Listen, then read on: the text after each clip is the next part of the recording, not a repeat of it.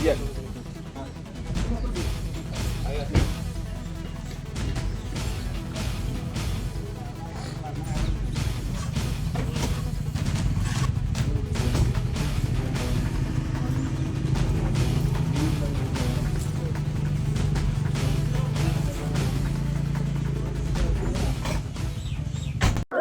নিটুলিয়া party জিন্দাবাদ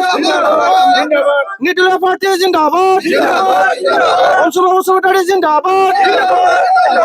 সবাই কাটিয়া ভোট সবাই বিকুমা ভোট दिनै हराव जानानै थांदों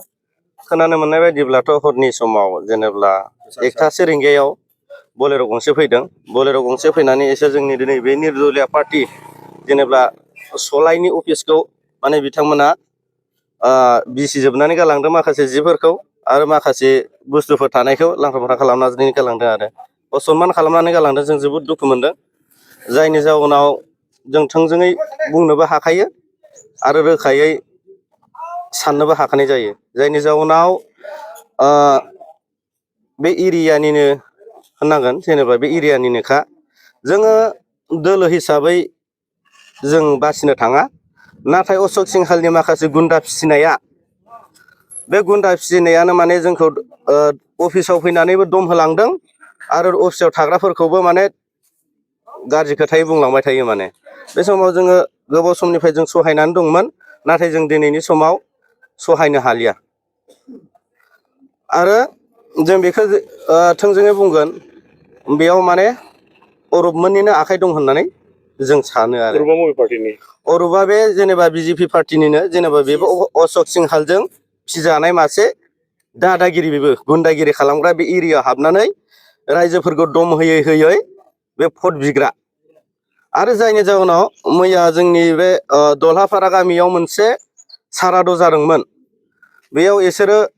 साराद' जाफुबाय थानाय समावनो हाबहैनानै गावसोरनि केम्पिं खालामहैदों मिटिं खालामहैदों बेयाव जोंहा ओरैजाय फारसेथिं साराद'नि आर'ज दंमोन जेनेबा जोंथ' बाथौ धोरोम नालाय बिसोर इयाव साराद'आव थाहोआलासिनो डाइरेक्टलि इसोर मिटिङाव लाबोजोबनानै माने साराद'नि आर'जखौ भंग' खालामनानै मोनासो आर'जखौ लाहोदों बिसोरो जोबोद दुखु गोनांथाव बाथ्रा माने इसोर दमजोंनो सोलिगासिनो दा बिथांमोननि सायाव आयेननि राहा लानाय जागोन जोंथ' दा आयेननि राहाखौथ' लाखानांगोन निस्सय लानांगोन जोङो बेयाव जों गोबावनि समनिफ्राय सहायबोबायथ' एबारनि समाव जों सहायनो हाला नोंथांमोननि बिजाथिनि मुङा मा जोंनि बिजाथिनि मुङा अनसुमा बसुमतारी दिखियाजुलि समस्ति 65 नं समाव दाखालि बिसोर बुंलांखादों आरो जेनेब्ला अफिसाव दम होनानै बुंलांदों बे अफिसा माबा मोनसे जायोब्ला जोंखौनो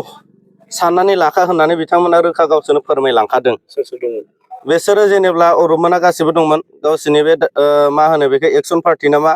इसोरखौ लानानै इसोर बांद्राय दादागिरि देखायबाय थागासिनो माने स्करपिय' गंसे बोलेर' गंसे बे गारि गंनैया माने एक्सन पार्टिनिनो बिसोर गंनैयानो माने उपद्रब बिथांमोननि सायावनो केस होनाय जागोन बिसोरखौ निस्सय इसोरखौ जों एफआइआर होनाय जागोन